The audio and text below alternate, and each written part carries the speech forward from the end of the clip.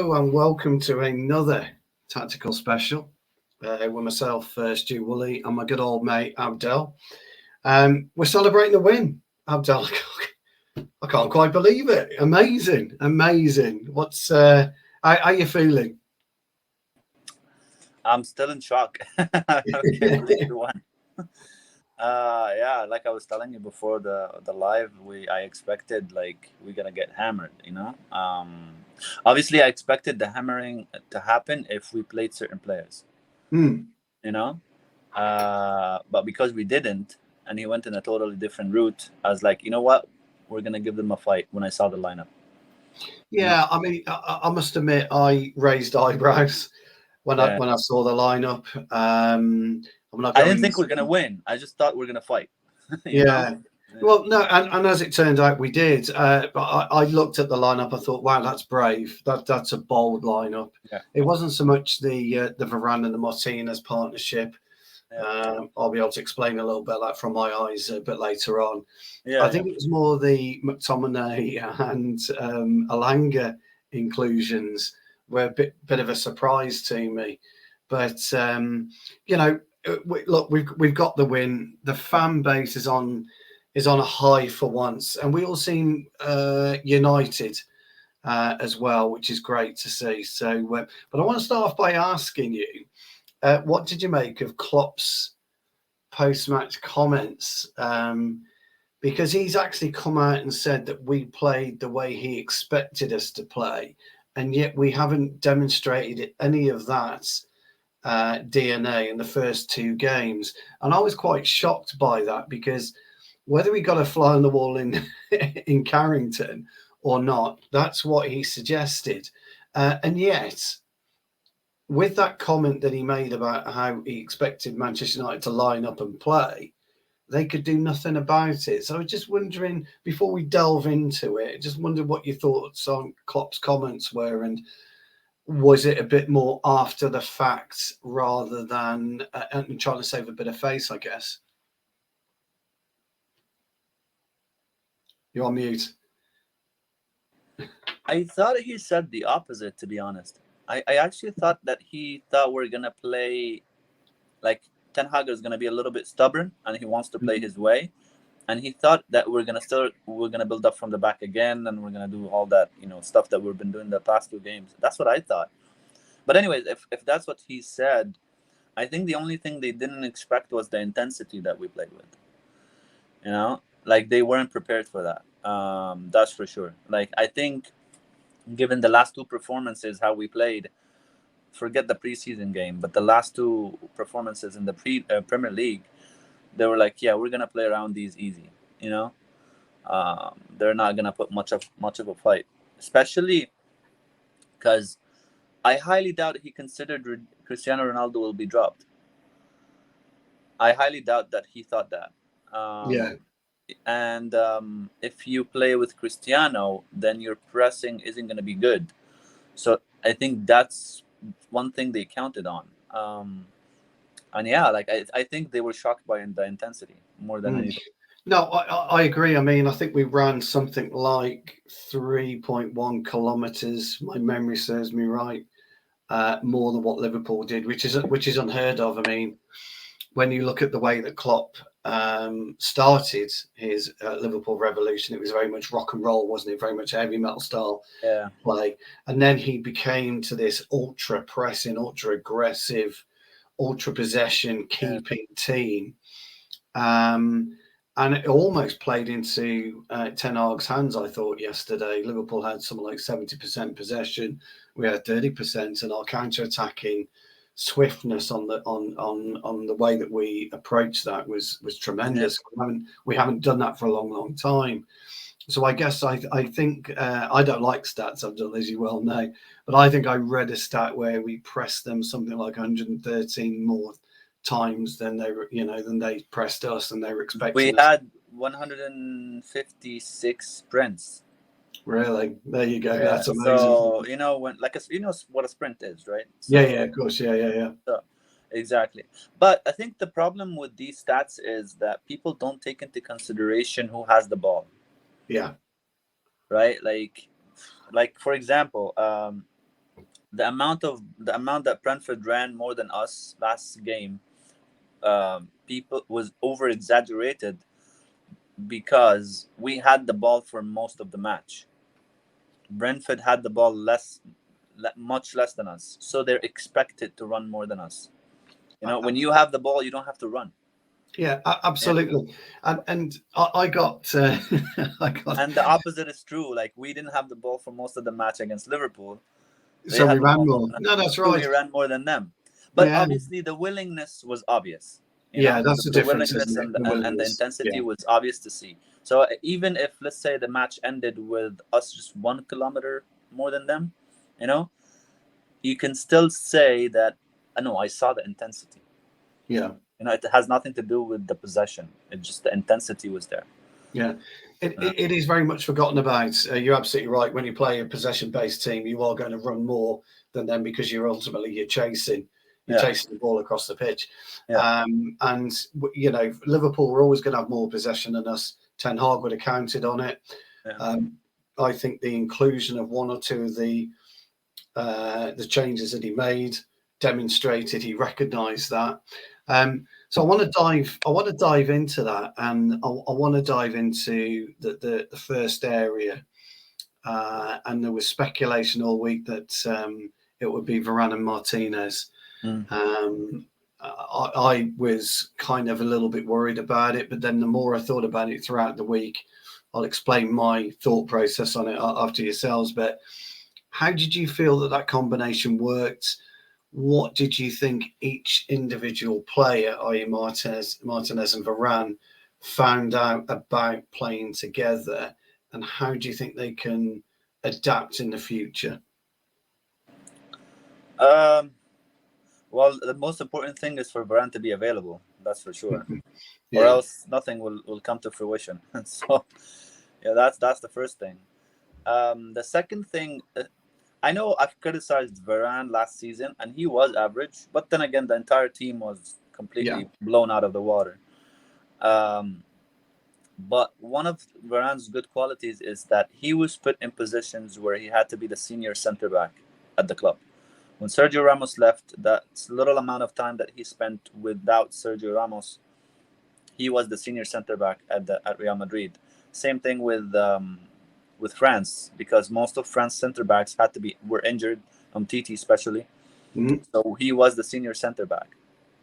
So he developed his communications pretty well, right? And that's why when people blamed communication between our centre backs last season, I was like, no, that's not the problem. Our problem is much deeper than our two centre backs communicating. So he communicated well with Martinez, and they knew their roles well. So Liverpool tried to dink a lot of balls over the last line, just to expose us, because they know De Gea won't come out, right? So one would run after the runner, and try to guide him away from the center of the goal, and the other would fill in the space that he left. Yeah, you know what I mean. Absolutely. McTominay and Eriksen did a brilliant job, both of them, in filling the gaps for their back line. For like the first time, I was like, wow, why don't you do this when we're the possession team? He does this when we're the ones who don't have the ball. I don't get Scott McTominay sometimes. But anyway, so they communicated back and forth. Like, I saw 3 or 4 examples where the ball was dinked right over their head. Either Varane would run with the runner, and Martinez would come and shuttle across, or the opposite happens. So that communication was very vital. But the biggest asset for both of them is that they're both very agile. They needed to be that because they can never count on their goalkeeper. Yeah. Yesterday when De Gea came out for that one sweep, everybody was like, oh my God, did he actually do a sweep? You can't believe it, because he doesn't do the guy, and he doesn't do anything. All right. And he looked very fragile when he did it. Like, he looked like he was about to break, So yeah, I think that's where this partnership canceled the weakness between the goalkeeper and the two center backs. Not obviously, they didn't cancel it completely, but for the purpose of the style that you're playing, it made it not important. Not important. You know what I mean? So no, I totally agree. My viewpoint on it is that Varane has been wanting, and I made this point when we signed him. Before we signed him, he needed a Ramos type figure alongside him to really flourish. And what Martinez offers, he offers that wonderful bite, that wonderful anticipation. Ramos was brilliant at the aggression, but he was also very good at the anticipation as well. And Martinez is almost the perfect partner for Varane. It took me a while to see it. I wanted to see how Martinez played, and it's quite clear that him and Maguire can't play together. Not because they're too similar in the way that they operate. It's just that Maguire is a bit more of a bumbling centre half, a little bit like myself, who would crash into absolutely anything. Reminds me of Vidic, really. I'll take a boot in the face, I'll take an elbow in the face, no problem whatsoever. But so is Martinez, and you can't have those two types of players at the same level. What Varane offers and what Martinez offers, as you quite rightly say, first and foremost, is their mobility. They're very, very good at their mobility. They're both pretty quick across the ground. They're both good with the ball at the feet. But I mean, Martinez a lot more. Martinez better, is average, but he's not bad. But Martinez has got that grit. He's got that determination. And I said a couple of weeks ago, I don't care about his size, and I maintain that. I don't think he's lost an aerial duel that he's gone up for at the minute, or he's, and it isn't always about actually just winning the header. It's about putting the opponent off and anticipation. He does that very well. My only criticism of the partnership, and listen, like Martinez's height will come at a disadvantage in certain scenarios, but that doesn't mean he's bad or he can't play in this league. No, he thinks. He's a thinking man centre half. Yeah, like there will be times where he might lose a header and we can see the goal. Yeah. Due to his height. But then again, like every player has a weakness. You know what I mean? Of course I do. So it doesn't mean that he can't play. He can't play. If his values, other than his height, add a lot more to the game than takes from the game, then no problem. I'm willing to live with that, the small disadvantage. No, I totally agree. Yeah, I mean, his recovery pace or his recovery ability is excellent. But for me, his overall assessment of a game, the way that he reads the game, is absolutely brilliant. And it was always going to take time for him to adjust to the Premier League. And I think having Varane alongside him, and Varane, as I said, having a Ramos-type player alongside him was absolutely brilliant. What I would say is, and Varane did play exceptionally well last night. Martinez was my man of the match. I thought Varane was on his heels for the goal. I thought he could have been a little bit quicker getting out. Was it Varane? I thought it was Malacia and Martinez. No, it's Varane that side. Because Salah came from their side. Not the original shot, but on the second. The original shot. Yeah. Okay. And so I just thought he was a little bit quicker. He could have closed them down quicker. Yes. But, I'm nitpicking, and people in the comments are saying, in the box, these things, the reaction time is so quick, like sometimes you can't react. Yeah. And the other thing, Varane won his fair share headers last night as well, where again, when Maguire's Martinez won all his headers as well. Martinez did, yeah. When Maguire's on the pitch, it's Maguire that dominates the heading. So it was good to see two centre-halves do it. But here's where I thought, and I haven't seen this for a long, long, long time, this is where I thought we were exceptional, and that was our communication across the back four and the way that we stepped out together and came back together. Now, whether that was the addition of Malacia, because I thought Malacia was brilliant, and Dallow. Malacia, okay. Yeah, whether that was due to the addition of Malacia, whether Malacca's. There's one thing I noticed about Malacia, he was constantly looking to his right, where, what was happening in and around. Is Martinez or Varane, is he calling the line? Is he pushing me up? Or is he dragging me deeper? Luke Shaw never does it. He never looks over to see what's happening.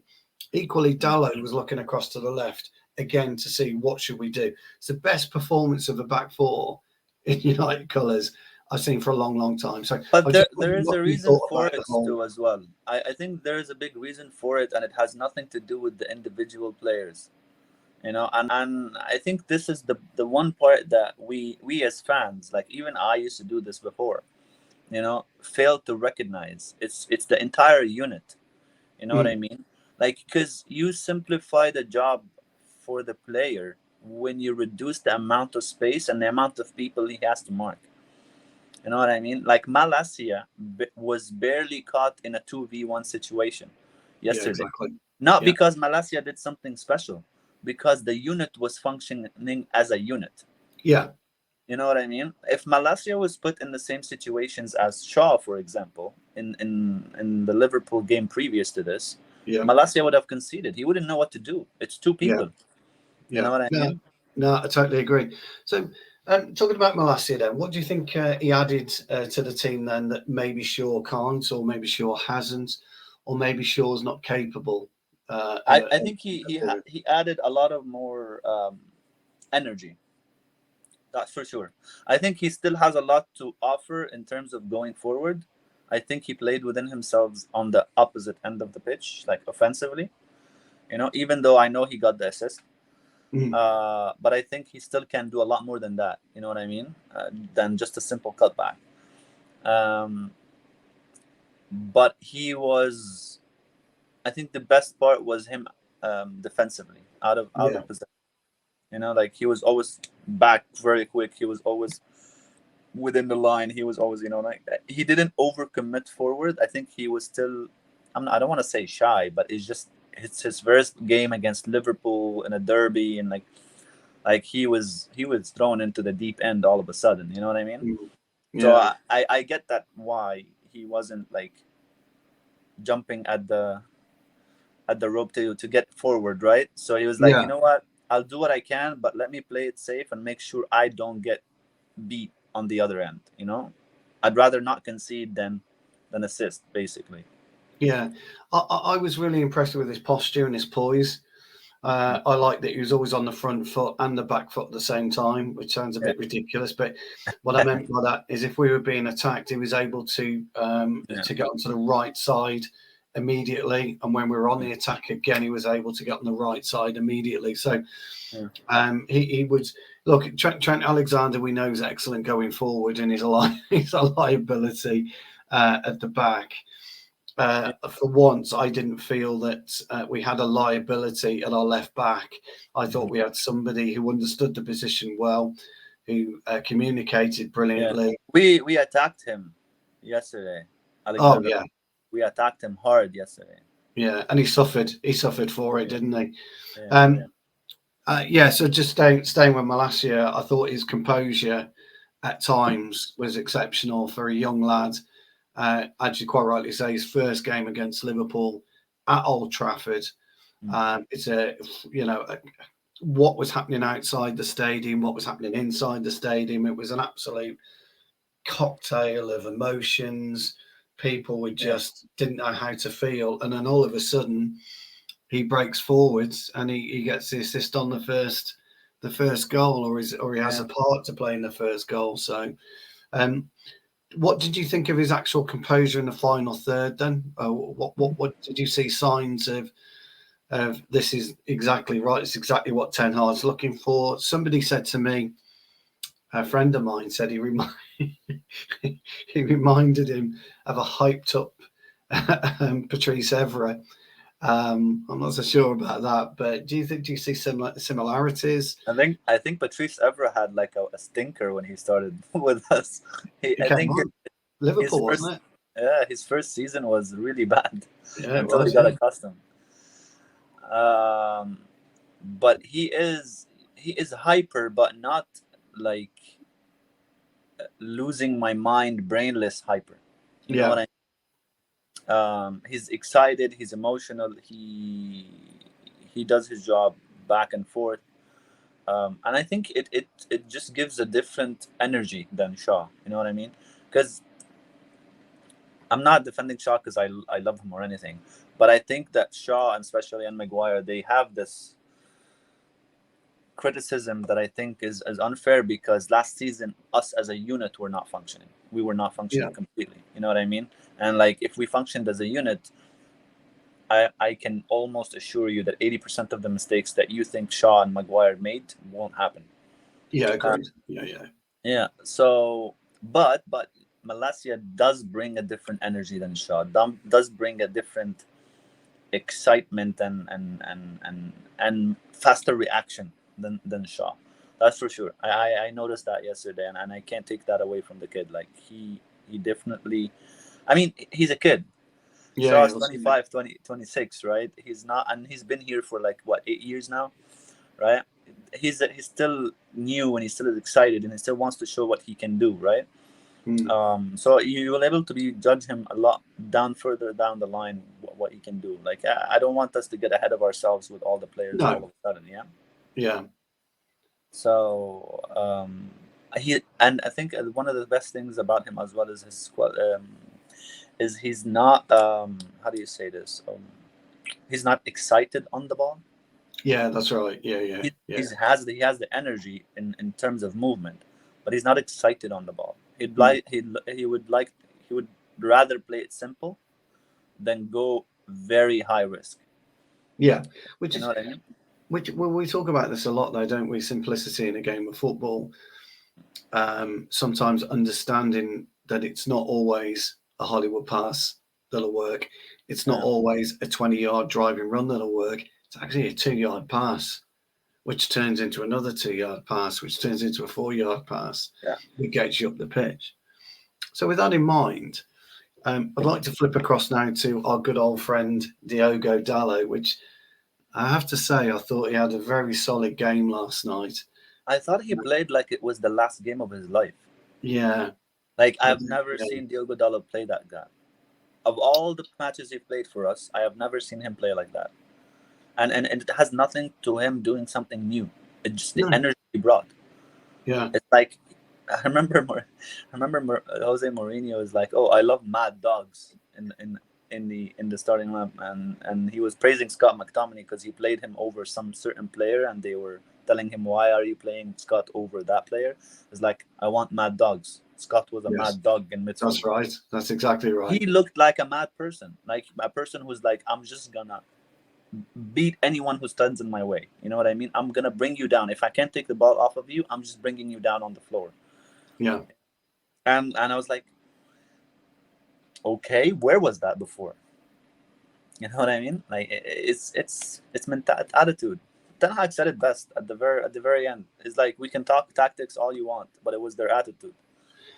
Well, we've spoken about this a lot, and I totally agree. I've always said aptitude and application's the way forward in any game of football, and I think Diogo Dallow showed that. I thought Malacia showed that. I thought for the very first time, I think you make a really good point about De Gea and the confidence that De Gea got actually from our two centre halves, and the confidence that I think our fullbacks got or our wing backs got from the two centre halves. I think it showed in Scott's game as well. Scott McTominay's game last night. I thought it showed in that as well. I think I'll tell you what helped. What helped is because Varane and Martinez are agile, and they're quick, both of them. It lessens the pressure on De Gea to come out. So he's not in a constant state of, should I come out? Should I not come out? Should I come out? Should I not come out? Yeah, he's not in the constant state of fear. Yeah. You know, he knows I don't have to do anything. These guys are going to cover me. And he usually doesn't do anything anyway. He just spends his time panicking about it, but he doesn't do it in the end. That's one thing. The second thing is, because they're agile and fast, you can squeeze up the block. So we were in a mid block, right? We weren't like a low blocking, and we weren't high pressing. It wasn't a high block. I was going to touch on that in a minute. Yeah, we were in a mid block. Having those two center backs as agile as they are and as fast as they are meant that you can squeeze the lines as much as you can. That automatically lessens the space that Scott McTominay has to cover and Eriksen has to cover. So automatically makes their jobs easier. And by doing that, it suffocated Liverpool's middle three. And it gives them less time. So, for example, if Van Dijk is passing to Robertson, right? Dallow has shorter distance and time to get to Robertson than the ball. Yeah. So by the time the ball reaches Robertson, Dallow is on him already. Yeah. So you've led me into a great segue now then. Yeah. A brilliant segue. We're almost halfway through the show already, guys. 25 minutes in. Please like and subscribe. If you want to hear more of Abdel's brilliant analysis, please, tune in and like and subscribe. So it leads me on to a brilliant segue. I've just mentioned about how we suffocated them in the middle. We've never suffocated teams in the middle of the park. We haven't done that for 4 years. We really haven't. And you talked about the fullbacks, that's Malacia and Dallow, hitting Robertson and hitting Trent Alexander-Arnold quickly. Now, Yeah, me and you I think my mistake. Sorry, let me correct that. Malacia and Dallow were on Salah and Luis Diaz. I'm sorry. Yeah, you're quite right. Yeah, it was Sancho and Elanga that pinned their fullbacks back and reduced their effectiveness. Yeah, you are right. Yeah, I was getting ahead of myself. But I did the mistake too. Sorry. Yeah, what we've done, we've spoken about this for a while, though, haven't we? The need to do that, the need for the combination of the fullbacks and the wider players, so to speak, to help each other and do it. So, looking at the whole game, looking at the way that, say, Klopp assumed we were going to play, the way that Ten Hag literally took a deep breath, calmed down from the first 2 games, and decided on a way of action. What did we do that stifled Liverpool? And can we do something similar against Southampton? But I'm more interested right now on what we did that stifled Liverpool, suffocated Liverpool, and made it difficult for them to breathe, irrespective of 70% possession, because they didn't do a lot with that 70% possession. Oh, no, they didn't. I think the biggest factor was us making the block very tight. So there's not a lot of spaces for them to actually try to penetrate lines. You know what I mean? So Sancho and Elanga were tasked of pinning Robertson and what's his name, Alexander-Arnold as back as they can. Do not let them advance. Stay on them all the time. Right? Marcus Rashford was hassling the 2 center backs, but in a smart way. Bruno Fernandes was constantly trying to cover Henderson out so that they can't pass to him. And that meant that what's his name? Elliot. Yeah, Elliot and Milner. Harvey Elliott played, yeah. Elliot and Milner had Eriksen and Scott McTominay on them. What that did is it made all their passing lanes closed. Right, so it's not like we had an overload in midfield. We had a 3v3, but like our three were sort of men marking their 3 in the midfield. So we were like, you know what, pass it around your center backs as much as you want, but you're not getting through us, and that's what we did. Now, what Liverpool usually do is they drop Firmino into midfield to create that 3v4. 4v3. And try to penetrate this way. So when you're in a 4v3, one of your midfielders will be like, "Oh shit, I have to cover Firmino." Firmino just dropped into midfield, right? When that happened, Scott McTominay would stay on Firmino, but the center backs will be aware that now one of the midfielders is free, so they'll be very aggressive. Like there were instances where Martinez and Varane were higher than the midfielders. Yeah, because of how aggressive they are. Right, so that aggressiveness and that, I don't want to call it man marking, but it's just covering of the midfield closed all the possible lanes for Liverpool. So Liverpool were like, what do we do? So their only outlet was from the center back to one of the wide players over the top. So as soon as they were playing it down from the goalkeeper, from Alisson, one of the center backs will try to look up and see if one of the wingers are free before we close down all the lanes again. Yeah. Right. And that was their release. And then we get aggressive on the forwards, commit fouls, annoy them, just hassle them. So that's why they weren't even. I think that for the first 20 minutes, Liverpool didn't even have a shot, which Yeah, was that's right. shocking. Yeah. And that was because of the hassling. And when you hassle and when you do that, basically they're gonna commit mistakes as well, right? They'll start panicking because, like we said in the very beginning, like they did not expect that intensity.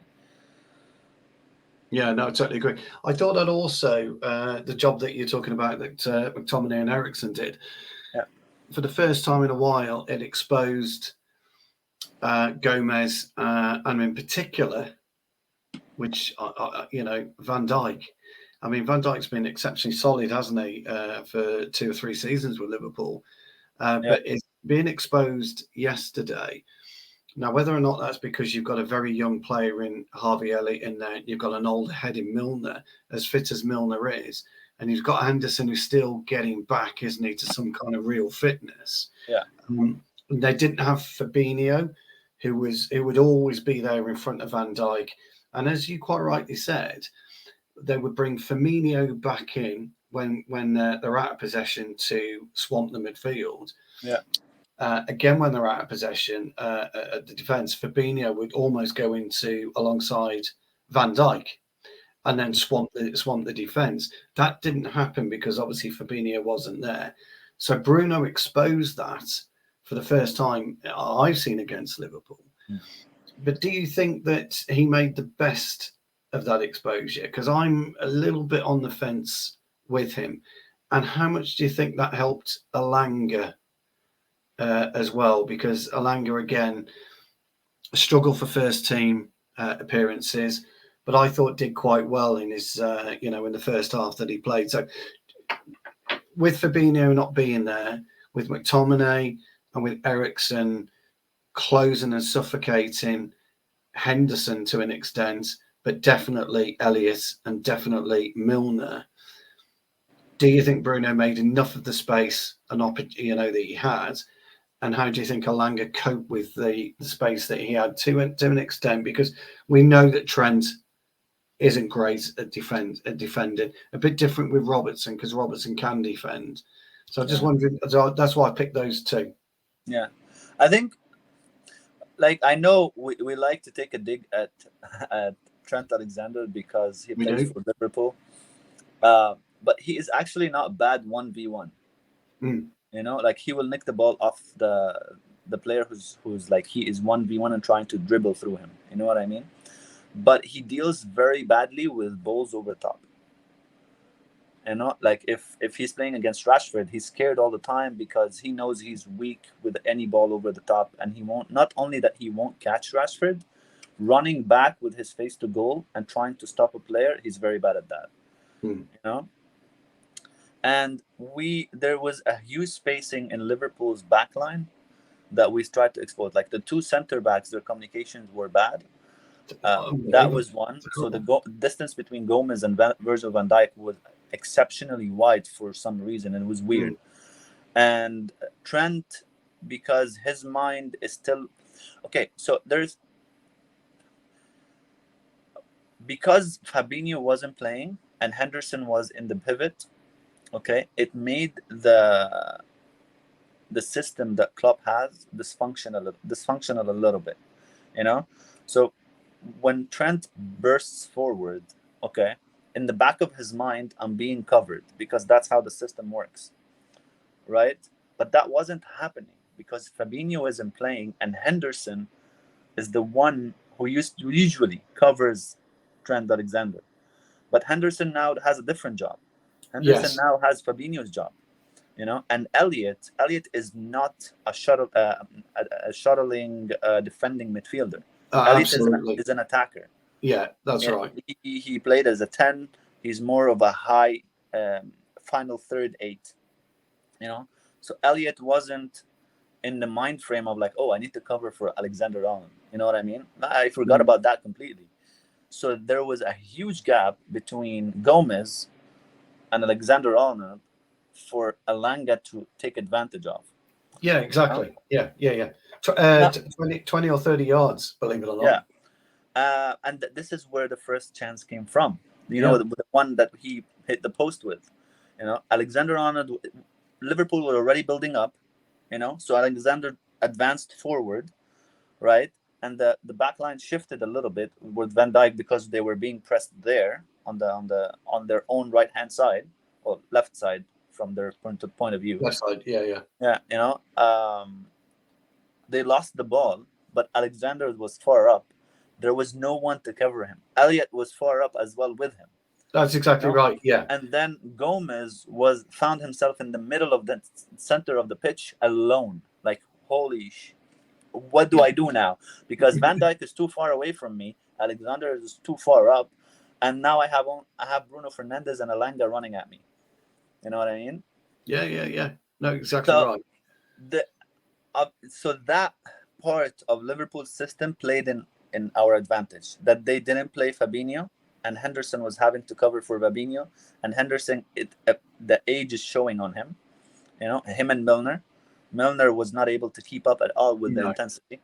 Yeah, not at all. So, yes, we took advantage of what they're dealing with, but we could have taken more advantage. That's the reason I asked it. The reason I asked that question about Bruno and Elanga was for that, really exactly what you've just said, is the fact that Elliott was leaving Trent exposed, or Trent and Elliott were leaving Gomez exposed.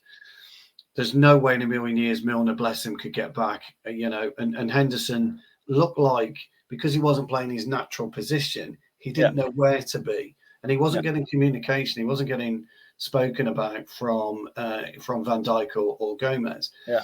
Now, that wasn't an isolated incident. It just wasn't the one. It kept happening. But we didn't expose it, and that's why I mentioned those two in particular. I'm not picking at them. No. I think the biggest reason in that, though, is that we're not highly technical in midfield, and and Elanga isn't highly technical. Yes. Elanga is a very good, energetic boy who will make nice runs into the box. He will give you a lot of hard work, but he's not highly technical. Yeah. And that's why I likened him to Daniel James. Yeah. Well, look, that's why I like him to Daniel, because he is so vital in keeping your shape and you're keeping your defensive structure. But unfortunately, on the offensive phase, he doesn't give you much. But you still need him so much, because he actually keeps you in the game. You know what I mean? When we lost Daniel James and we put Greenwood and then we put Cristiano and Rashford, we lost our shape completely. That's exactly right. Yeah. You know what I mean? And then the spaces all of a sudden became massive between the forward line and the center of the midfield and the backward line.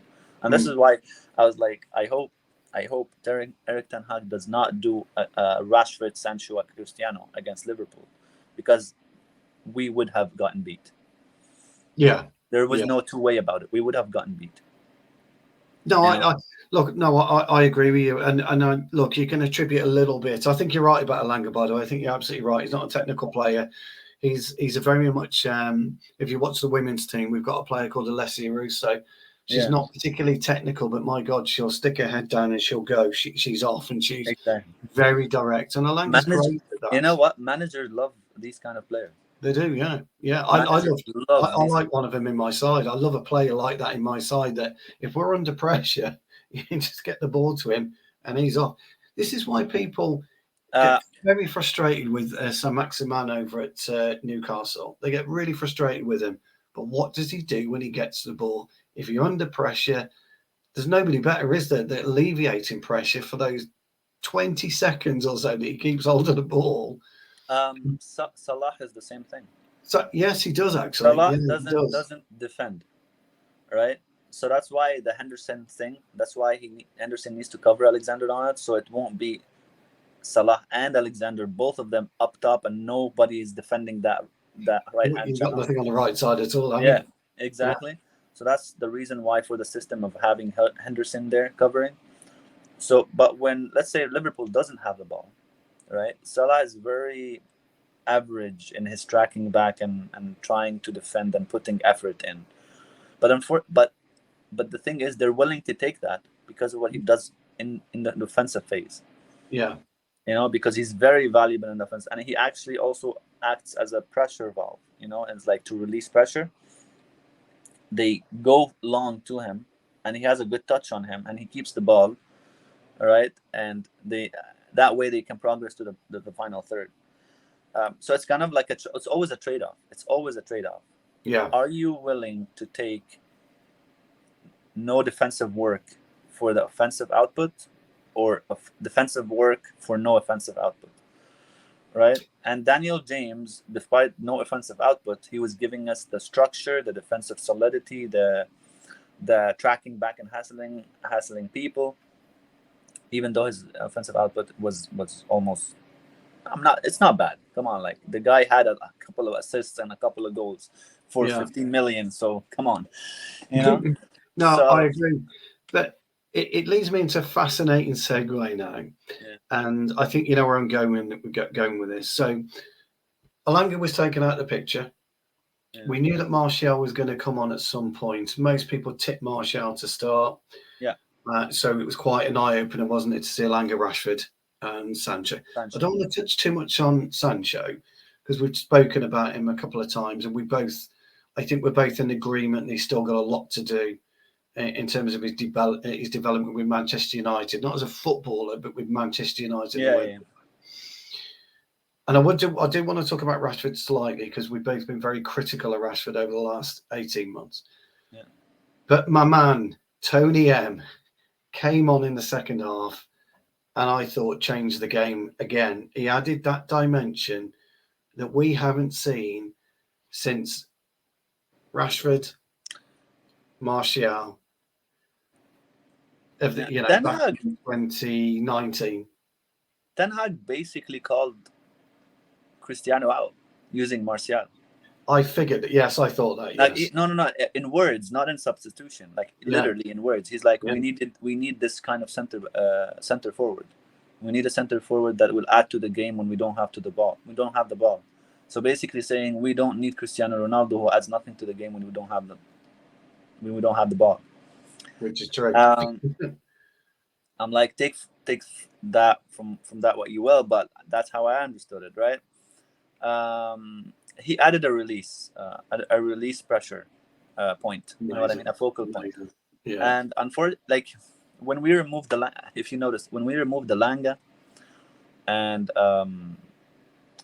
put in Martial, yes, Martial gave us that dimension that we needed in terms of cutting off lanes, and frustrating Liverpool a little bit. But our possession got reduced. It did. Yes. Yeah, because that work rate from Alanga we lost, and that hand side of where they couldn't progress anymore, because Rashford was there, they were able to progress and keep the ball from there.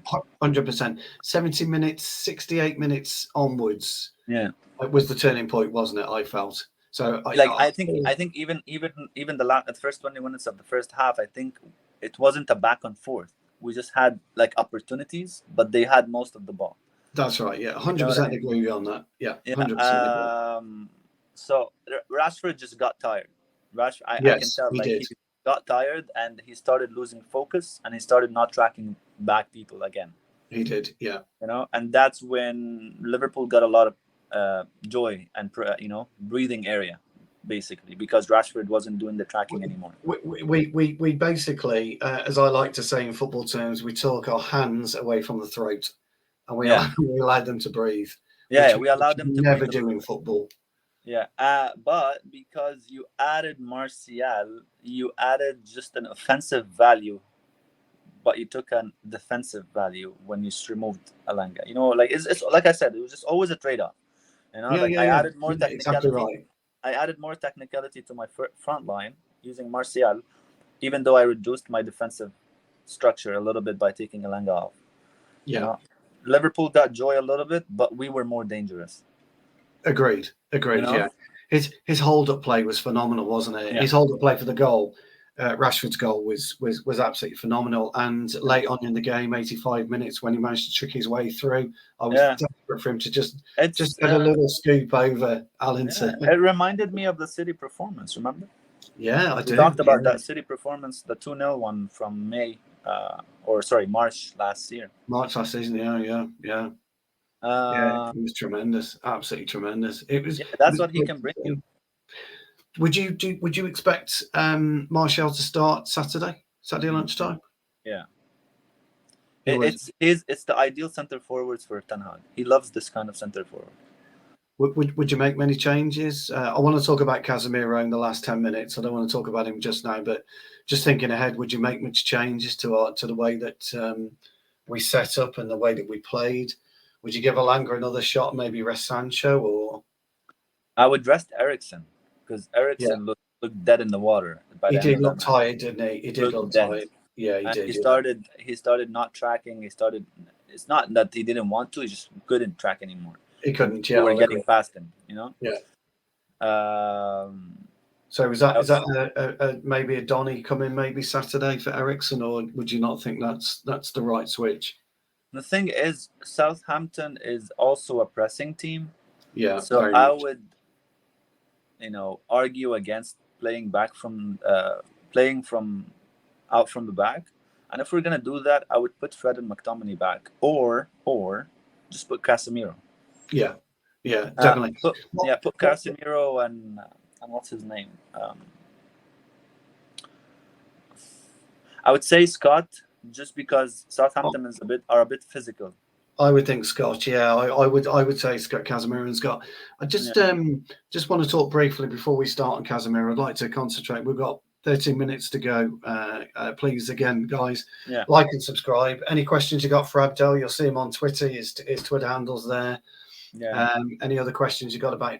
I had an article out also on the game. I explained all the stuff we're talking about right now. Brilliant, great. We'll read that because Abdel's a great read. But I just want to talk about something that always bugs me about Southampton, and it reminds me back of the David Beckham days. Managers were exceptionally conscious about Beckham's ability from 20 to 25 yards out in terms of his delivery, in terms of his shooting ability.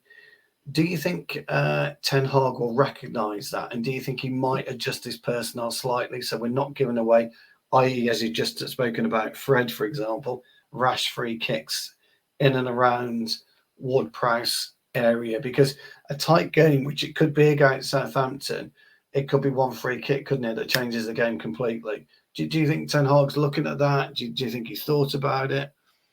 I think he'll still yet to think about it. I don't think he knows about Southampton that much yet. But the problem is whether you put Scott or Fred, they have the tendency to do that. They do. Both do, yeah. And both of them. More so Fred, but... Yeah, but like Fred does it higher up the pitch.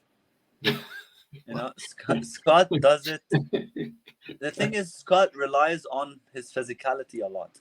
Yes. Like he's a get stuck in type of guy. Yeah. I will come close to you, shrug you, or push you down, or tackle you, or know you in that way. That's his mentality, or the way he plays. He's very physical, So, and he does it everywhere on the pitch. So I would be more worried with Scott giving away a foul in that area. But Scott is reasonable as well. I think one of the reasons managers love Scott McTominay and they don't drop him is because he actually is a student of the manager. He follows what the manager says, even despite his drawbacks, despite him hiding from the ball and all that stuff that we talk about. Whatever the manager tells him, he does. He's like an Andre Herrera in a sense, but with less technical ability. It's like remember when Andre Herrera was following Hazard all game. Mourinho told him, "I want you to be his shadow." He literally did that. Scott McTominay is the same thing. If you tell Scott McTominay, "I want you to be this player's shadow," or "I want you to stay on this spot and don't move all match, no matter what happens," he will do it. Yeah. You know what I mean? So in that sense, managers love this kind of player because he knows he'll get exactly what he asked for from them. You know? Yeah, no, I totally agree. I totally agree. So they have the tendency, like I said, to make these fouls, lunge into tackles without thinking a little bit.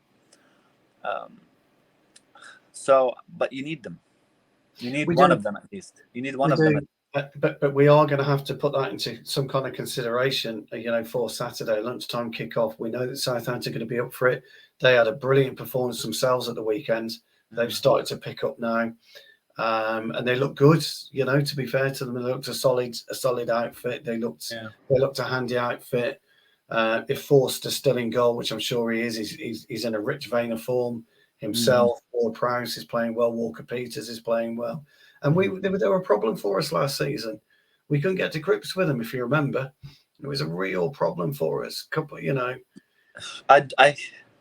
I don't remember the second game. So the one under Ranić. I remember Ollie's game because it was talked about a lot.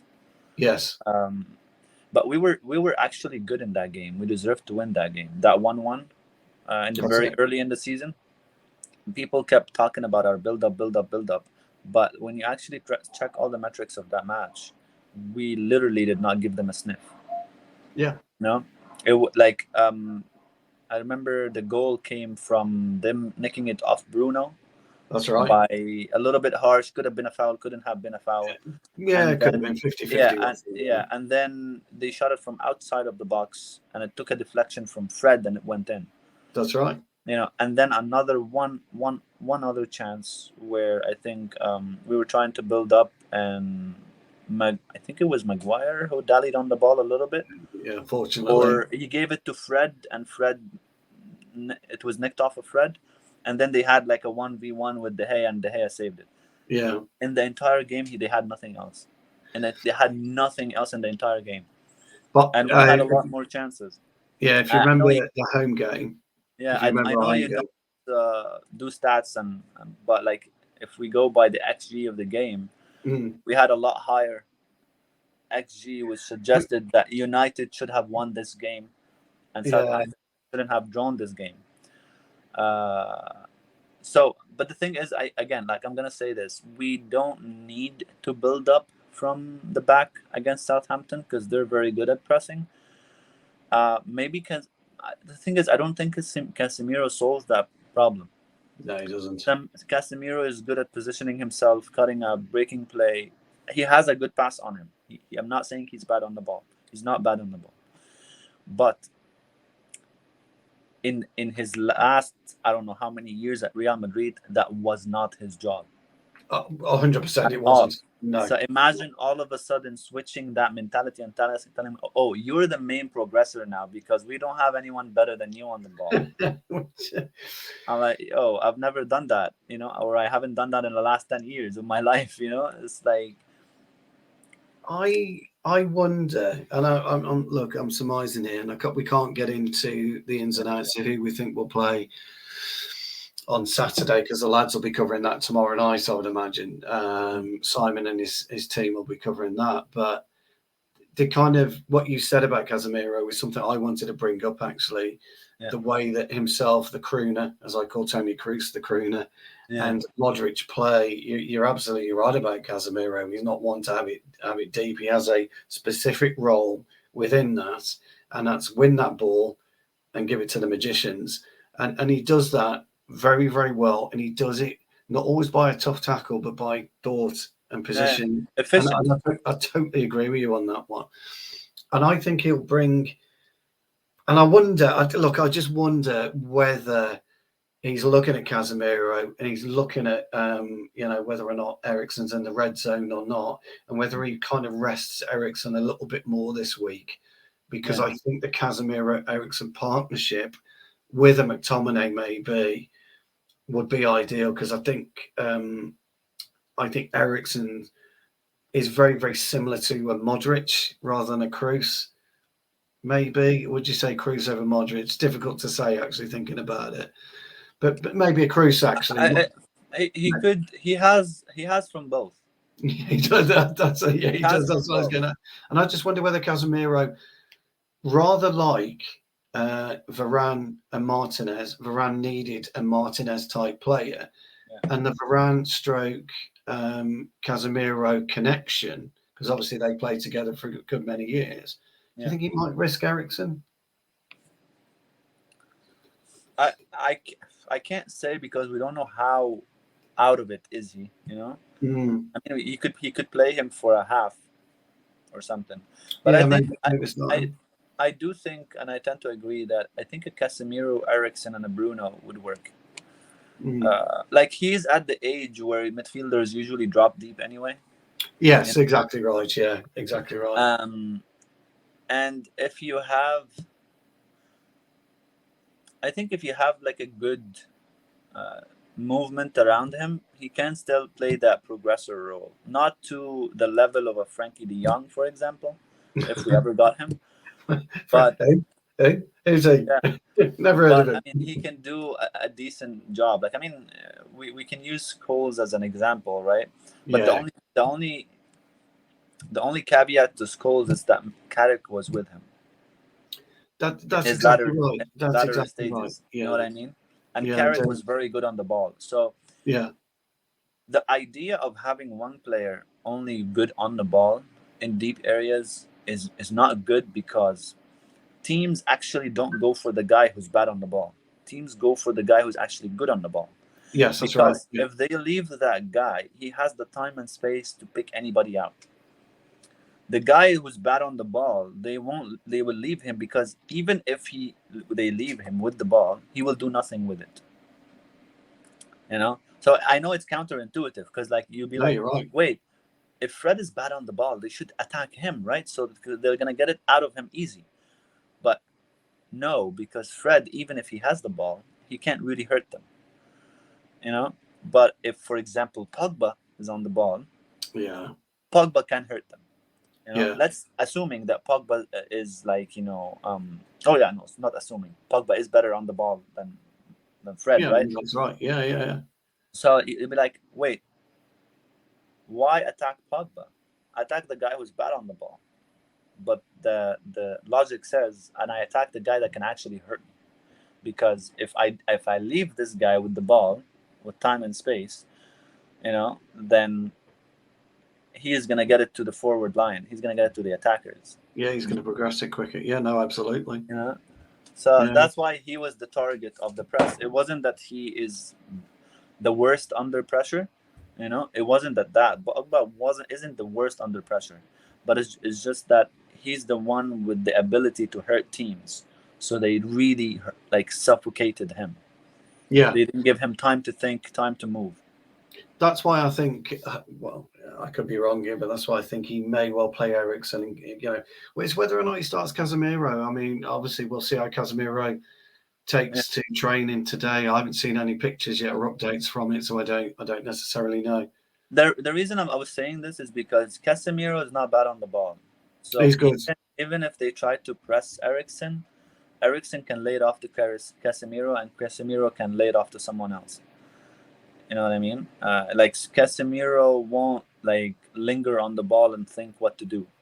No, he's that's very right. smart, very quick, and he has a quality pass. It's not a role that he used to do. Like he doesn't stop between center backs and try to progress play and kick balls around.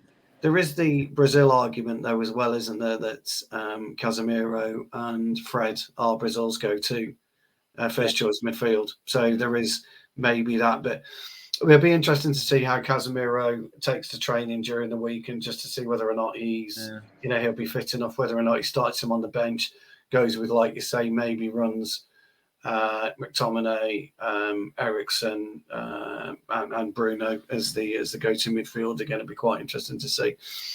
Well, dude, we've come to an hour. I cannot quite believe it. Yeah. It's been absolutely brilliant. It's been a pleasure. As always, please like and subscribe, guys. I hope you enjoyed Abdel's insight. I always do. I chirp up now and again, but the man you want to listen to is the man to my left, because he's absolutely outstanding as usual. We will be recording another tactical special probably in about 2 weeks again, I would think. Yeah, hopefully. Maybe after the Arsenal game or something. Maybe after the Arsenal game. Yeah, we'll go for that then. We'll do a tactical special after the Arsenal game, guys. But any questions you've got, you know where to find Abdel. Would you like to talk about your blog and what the article you just written and other articles where people can find them? Yeah, they can just find me on Twitter. This is where I share most of the work that I do. Like I said earlier, I just wrote one on the game that we had. If they want to read that, they can go and read that there. Guys, I recommend you follow Abdel. He's a great read and he's a great guy. Thanks ever so much again, my friend. And I'll see you in a couple of weeks. Please like and subscribe, guys. And look forward to Saturday. Take care. Bye. Bye.